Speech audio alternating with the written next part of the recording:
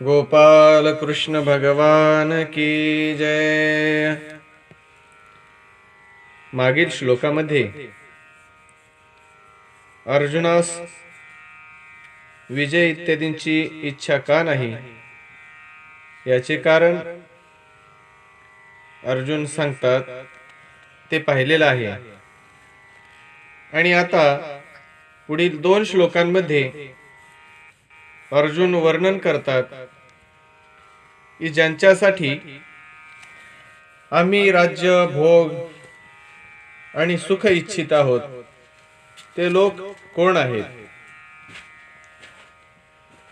आचार्य पितर पुत्रास तथैव च पितामहः मातुला श्वशुरा पौत्राश शाला संबंधिनस्तथा एतान्न हन्तुमिच्छामि घ्नतोऽपि मधुसूदन अपि त्रैलोक्य राज्यस्य हेतुः किन्नु मही कृते। अन्वय आचार्याः पितरः पुत्राः च तथा एव पितामहः मातुलाः श्वशुराः पौत्राः शालाः तथा संबंधिनः घ्नतः अपि एतान् हन्तुम् इच्छामि न मधुसूदन त्रैलोक्य राज्यस्य हेतोः अपि नु मही कृते किम। अर्थ आचार्य पिता पुत्र आणि त्याचप्रमाणे आजोबा मामा सासरे नातू मेहुणे तसेच इतरही हे जे कोणी संबंधी आहेत त्यांनी माझ्यावर प्रहार केले तरीही मी त्यांना मारू इच्छित नाही। आणि हे मधुसूदन मला त्रैलोक्याचे राज्य मिळत असले तरीही मी त्यांना मारू इच्छित नाही। मग मी त्यांना पृथ्वीसाठी का मारू, कशाला मारू। आता या ठिकाणी ध्यानात घेण्यासारखी गोष्ट आहे की मागे 26व्या श्लोकात पितृनथ पितामहान म्हणून सर्वप्रथम पिताजींचे आणि पितामहांचे नाव घेतले गेले आहे। आणि येथे आचार्याः पितरः म्हणून सर्वप्रथम आचार्यांचे नाव घेतले गेले आहे। याचे तात्पर्य असे आहे की तेथे तर कौटुंबिक प्रियतेची मुख्यता आहे म्हणून तेथे पित्याचे नाव सर्वप्रथम घेतले आहे। आणि येथे न मारण्याचा विषय चालू आहे म्हणून येथे सर्वप्रथम आदरणीय पूज्य आचार्यांचे गुरुजनांचे नाव घेतले आहे की जे जीवाचे परम हितचिंतक असतात। थोडक्यात स्पष्टीकरण पाहूयात। भगवान पुढे 16व्या अध्यायाच्या 21व्या श्लोकात म्हणतील की काम क्रोध आणि लोभ हे 3 नरकाचे दरवाजे आहेत। वास्तविक एका कामाचीच ही 3 रूपे आहेत। हे तिन्ही सांसारिक वस्तूंना व्यक्ती इत्यादींना महत्व दिल्यानेच उत्पन्न होतात। काम अर्थात कामनेची 2 प्रकाराने क्रिया होते, इष्टाची प्राप्ती आणि अनिष्टाची निवृत्ती। यातही इष्टाच्या प्राप्तीचे 2 प्रकार आहेत, संग्रह करणे आणि सुख भोगणे। संग्रहाच्या इच्छेचे नाव लोभ आहे आणि सुख भोगाच्या इच्छेचे नाव काम आहे।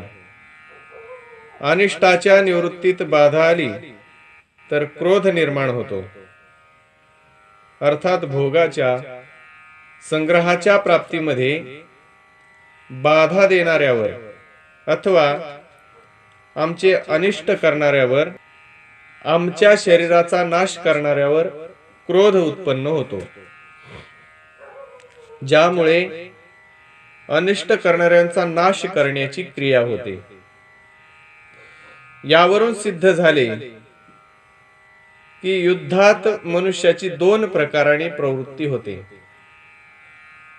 अनिष्टाच्या निवृत्तीसाठी अर्थात आपल्या क्रोधाला सफल करण्याकरिता, आणि इष्टाच्या प्राप्तीसाठी अर्थात लोभाच्या पूर्तीसाठी. परंतु अर्जुन येथे या दोन्हीही गोष्टींचा निषेध करीत आहेत. आचार्य पितर पुत्रास तथैव च पितामहाः मातुला श्वशुरा पौत्रा शाला संबंधिनस्तथा एतान्न हन्तुमिच्छामि घ्नतोऽपि मधुसूदन अपि त्रैलोक्य राज्यस्य हेतो किन्नु मही कृते. जर हे आमचे कुटुंबी लोक आपल्या अनिष्ट निवृत्तीसाठी क्रोधात येऊन माझ्यावर प्रहार करून माझा वधही करू इच्छितील, तरीही मी आपल्या अनिष्ट निवृत्तीसाठी क्रोधात येऊन यांना मारू इच्छित नाही. जर हे आपल्या इष्ट प्राप्तीसाठी राज्याच्या लोभाने मला मारू इच्छितील, तरीही मी माझ्या इष्ट प्राप्तीसाठी लोभात येऊन यांना मारू इच्छित नाही. तात्पर्य हे निघाले की क्रोधात आणि लोभात फसून मला नरकात जावयाचे नाही. या ठिकाणी 2 वेळ अपि पदाचा प्रयोग करण्यात अर्जुनाचा असा आशय आहे की मी यांच्या स्वार्थात बाधाच करणार नाही, तर हे मला मारतीलच कशाला. पण असे समजा की पूर्वी याने आमच्या स्वार्थात बाधा आणली आहे, अशा विचाराने हे माझ्या शरीराचा नाश करण्यास प्रवृत्त झाले, तरीही घ्नतः अपि मी त्यांना मारू इच्छित नाही.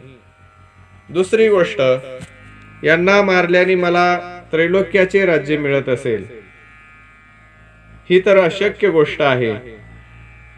पण समजा की यांना मारल्याने मला त्रैलोक्याचे राज्य मिळणार असेल, तरीही मी यांना मारू इच्छित नाही. अपि त्रैलोक्य राज्यसे हेतो हो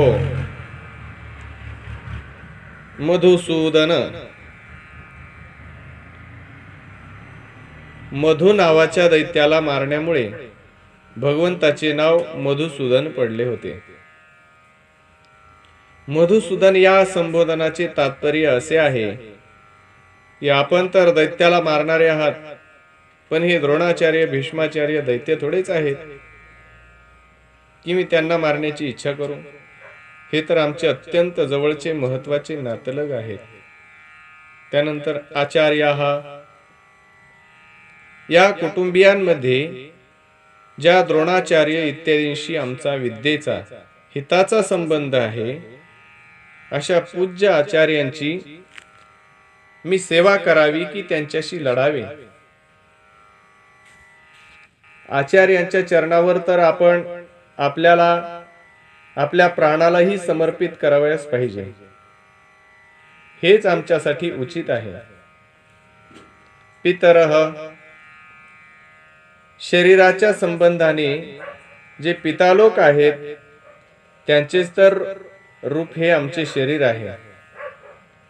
शरीराने आम्ही त्याचे स्वरूप असताना आम्ही क्रोध किंवा लोभाच्या भरात आपल्या पितृस्वरूप असलेल्यांना कसे मारावे. पुत्राः, आमचे आणि आमच्या भावाचे जे पुत्र आहेत ते तर सर्वथा पालन करण्यायोग्य आहेत. त्यांनी आमच्या विपरीत जरी कोणतीही क्रिया केली तरीही त्यांचे पालन करणे हाच आमचा धर्म आहे. पितामहाः, तसे जे पितामह आहेत ते जर आमच्या पिताजींचे पूज्य आहेत तर आमच्यासाठी तर परमपूज्य आहेतच. ते आम्हाला शिक्षा करू शकतात, आम्हाला मारू शकतात. परंतु आमची अशी वागणूक असली पाहिजे की त्यांना आमच्याकडून यात किंचितही दुःख होता कामा नये, कष्ट होता कामा नये, तर त्यांना सुख व्हावे, आराम मिळावा, त्यांची सेवा व्हावी. मा तुला हा, आमचे जे मामा आहेत ते आमच्या पालन पोषण करणाऱ्या मातांचे भाऊ आहेत, म्हणून मातेप्रमाणेच ते पूज्य वाटावयास पाहिजे. श्वशुराहा, हे जे आमचे सासरे आहेत हे माझ्या आणि माझ्या भावाच्या पत्नींचे पूज्य पिताजी आहेत, म्हणून हे आमच्यासाठीही पित्या समान आहेत. यांना मी कसे मारू? पौत्राहा, आमच्या पुत्रांचे जे पुत्र आहेत ते तर पुत्रापेक्षाही अधिक पालन पोषण करण्यायोग्य आहेत. शालाहा, आमचे जे मेहुणे आहेत तेही आमच्या पत्नींचे प्रिय भाऊ आहेत, त्यांनाही कसे मारावे? संबंधिनः, हे जेवढे संबंधी दिसत आहेत आणि या व्यतिरिक्त जेवढे म्हणून संबंधी आहेत त्यांचे पालन पोषण सेवा करावयास पाहिजे की त्यांना मारावे? यांना मारण्याने जर आम्हाला त्रैलोक्याचे राज्य मिळत असेल तरीही यांना मारणे उचित आहे काय? यांना मारणे तर सर्वथा अनुचित आहे. अशा प्रकारे अर्जुनाने स्वजनांना न मारण्याचे दोन हेतू सांगितले.